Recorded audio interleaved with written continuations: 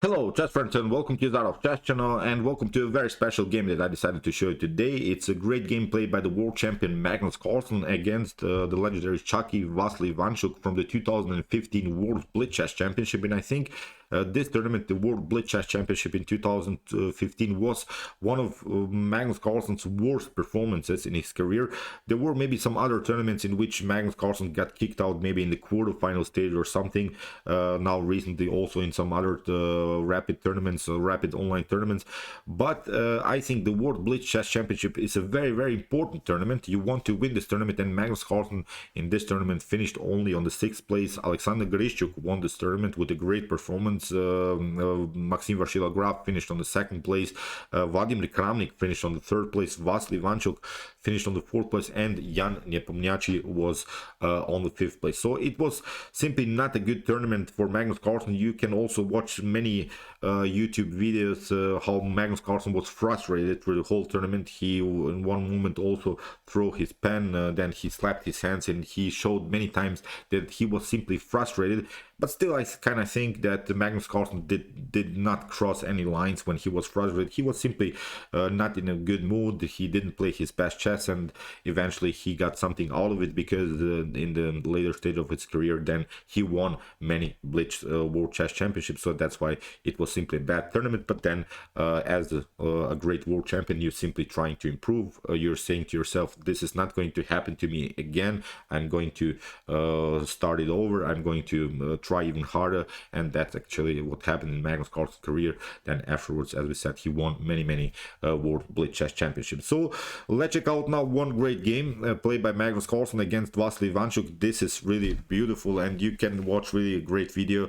You can really follow Vasily Ivanchuk's reactions when he plays the game against Magnus Carlsen.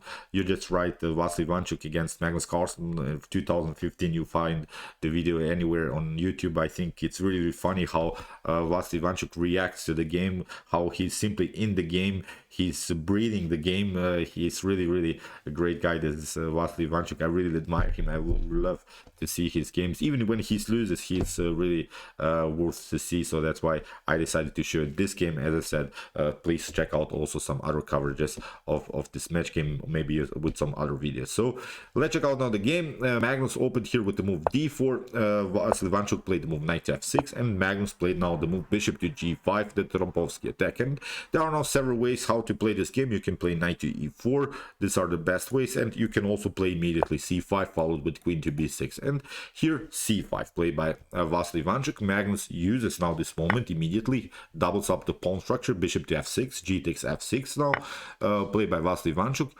What you want to do now from black's perspective is, of course, somehow undouble your pawn structure. You want to maybe trade this f pawn maybe for an e pawn, and then you have a healthy pawn structure. And of course, where you continuing then the game with the bishop pair, and bishop pair in a potentially open game would be perfectly fine. What you don't want to do here from black's perspective is castle kingside. Castle kingside, I think here is a suicide, because the pawn structure is too weakened already with e3 or bishop to d3, maybe c3, queen to c2. White could build here queen and bishop battery on the long diagonal, on the long life for diagonal. So that's why you have to be patient, staying a little bit longer with the king in the center, and then decide what to do with your king, maybe in the queenside castling, or even staying with the king in the center even longer, maybe sometimes even for the whole game. So here, after move d5, the position gets more and more closed. Now this d5 move is closing the center more than, of course, taking d takes e5. But it's, of course, a natural idea when you don't play with the bishop pair. So Magnus Carlsen doesn't have anymore the bishop pair, so that's why he's trying now to close the center. So d5, queen to b6, queen to c1. This is still the main line of the Trompovsky, but this is a weird square for the queen. I think we can agree. This is not a good square for the queen, but that's actually how you play the game. And still, I kind of don't like simply the Trompovsky, because simply of this weird queen's position on c1 because of black's bishop's activity. So I would always love to play here this position from black's perspective. So here Vasily Ivanchuk plays now the move f5. we have c4, d6, knight to c3, and now knight to d7, played by Vasily Ivanchuk. He wants now to play knight to f6, and then something like knight to e4, bishop to g7. That's now a great preparation. He's trying now to challenge the knight on c3, and then with the support of the bishop, the Darsko bishop here, with the support of the queen, simply continue the pressure around against this weak b2 pawn. So in the continuation, we have g3, played by Magnus Carlsen. Even if you try here something like e3 and after bishop to g7, the problem is now, although it seems that this pawn on f5 is loose on the board, it's actually not so, because you cannot attack the pawn with bishop to d3. You get simply knight to e5, a counterattack, and still this pawn is protected. You get a tempo against the bishop, still you have to retreat. And I think in the continuation of the game, you have to also some worries with queen to b4. Queen to b4 would be very, very dangerous here, because you cannot protect anymore this pawn with b3, because you get something like knight to d3 or knight takes c4. This would be very dangerous, because we can also open now the long diagonal here for the bishop, and you lose the game tactically around the square c3. So that's why you cannot do this. This is a very, very aggressive approach already by Vasily Ivanchuk. So that's why Magnus tried now the move g3. We have bishop to g7. Knight to f3 by Magnus. We have now knight to f6, and now knight to d2. Magnus is trying to control the e4 square, as we said. Vasily Ivanchuk would love to play this move, knight to e4. Bishop is then liberated, and then we continue our pressure on b2. Then that's actually what Vasily Ivanchuk did. Knight to e4 is possible, because you can take knight takes e4, f takes e4, but you cannot take anymore this pawn immediately with the move knight to e4, because you lose simply the game with the move bishop takes b2. So that's why you have to be patient here. In the game, Magnus tried now bishop to g2, but Vasily Ivanchuk also counterattacks now this pawn on c4. As we said, b3 is suicide. You can never do this move. You're opening simply the long diagonal for the Darsko bishop. So in the game, castling was played, and now queen to c4. We have bishop to e4, and now a great move by Vasily Ivanchuk, h5. h5 is already attacking the fianchetto. We have now the bishop pair. When we watch the game from black's perspective, the bishop pair is perfectly fine. Both of these bishops are very active. Now h4 is a serious threat. We're trying even something like bishop to g4, and then even queenside castling is here an opportunity, because the queen is still not good, I think, here on c1. Even the queen, I think, can be challenged with some ideas of bishop to h6. So the queen is on a weird square, and so far you haven't created an attack on the queen side. Basically, you have to first, here from white's perspective, defend your king side. So that's why Magnus tried now h4 to block the position, but Vasily Ivanchuk played bishop to g4. If you try, for instance, something like king to g2, then it gets very dangerous. Bishop to c3 could be a possibility. Here, bishop to f3 is the only move that defends the position. After something like bishop to f3, e takes f3, okay. Black will lose also the bishop, because the queen is pinned. But actually, after potential king to g2, here it's possible even for black to take immediately. This wasn't played in the game, but it's a tactic that Vasily Ivanchuk prepared, because after here bishop to e2, if you try knight to e2, then we can of course take queen to e4, and black is simply winning the game. This is again very dangerous. Even if you try f3, we can simply take out the pawn, castle queenside. This bishop is supporting rook to g8 is a possibility. So as I said, black is simply winning this position. So that's why after move bishop to g4, here a rook to e1 has to be played. This idea, as we said, bishop takes c3 is maybe possible. It's simplifying the game, but again, bishop to g2, we still can hang on to this position. Now again, you lose simply the bishop. So that's why Vasily Ivanchuk, after move rook to e1, played a great move queenside castle. And he has now a great activity. This bishop is dangerous, this bishop is dangerous. That's how you love to have your bishops on the board. Magnus Carlsen has now of course problems around the square c3, and the problem is now the kings are on opposite sides. So when we have this opposite side position of kings, then you want to attack your opponent's king, and I don't see an immediate way how white should make progress here. b4 is not possible, a3 b4 is not possible, so you have to play again more tempi in order to somehow open the position on the queen side. Meanwhile, black is doing already something, because we can open here also the g file, so that's why black is slightly better in this position. So king rook to b1, king to b8, bishop to g2, and now rook to g8, queen to e3 by Magnus, and now bishop to f6, liberating simply here this g file. If you try now a passive move like a3, that's not good, because you can face this kind of a tactic, and I'm sure that Vasily Ivanchuk prepared this move bishop to h4. You see how dangerous this position can be. After bishop to h4, for instance, you take g takes h4. As I said, this wasn't played in the game, but this was a brilliant tactic that Vasil has prepared here. After bishop to f5, we are opening now the g file, and if you play something like, I don't know, maybe something like rook to c1, then you get queen to h4, and the position is already lost. You get simply here bishop to h3. It's very tricky, so I think you lose the game again tactically. So you would be forced here to play, instead of this move rook to c1, you would be forced to play something like f4 to cut off here the connection between the queen and the pawn on h4, to cut off here the fourth rank. But then of course black can simply take out the rook. You can maybe take out the bishop, but now rook to g4, very dangerous. Now rook to g8 is a threat. We can also take out this pawn, so it's again a lost position, I think, for white. So really wild stuff. Bishop to f6, so this is now the serious threat. Bishop takes h4, great tactics that Vasily Ivanchuk has prepared here. And here now knight to e4, played by Magnus Carlsen, and it's actually a mistake. The only good way here to proceed for Magnus is a simplification with queen to e4.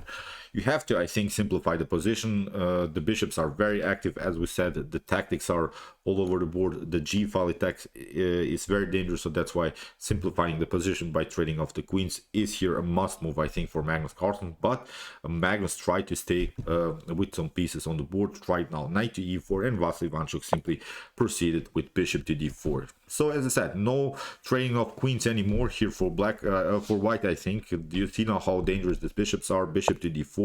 Queen to d2, we have now queen to a2, queen to f4, rook to f8, protecting simply the pawn, and now b4. Okay, Magnus Carlsen has found a way maybe to open also the position on the queen side, but here Vasily plays a great move, bishop to e5, after queen to e3, now c4. He's not allowing Magnus Carlsen to open some files, to open some diagonals in front of the king. Even if you try here something like rook to a1, so far it's not possible because the bishop is covering that. So that's why Magnus is trying now knight to c3. We have now queen to a6, and now even if you try here this idea rook to a1, it's not so good. Queen to b6, I think, simplifies the game. Maybe you can trade off the queens, a takes b6, now maybe rook to a3 has to be played in order to protect your knight. But now I think we can play bishop to c3, after rook to c3, b5, and black is much better. Black has extra pawns, so that's why it's a completely winning endgame, I think, for black. You don't have anything I think here on the a file. Even if you manage to, I don't know, double up rooks, rook to a3, then maybe something like king to c7, maybe you can double up and win the a file, but you don't have good attacking opportunities. The problem is now also that your bishop is blocked out by its own pawn, so no activity of the light square bishop. You have to also take care of your e2 pawn. So as I said, after move queen to a6, rook to a1 doesn't bring you anything. Here Magnus Carlsen tried queen to d2, rook to c8 by Vasily Ivanchuk, and now e3, bishop to f5, attacking the rook, rook to a1, and now queen to b6. We have rook to a4.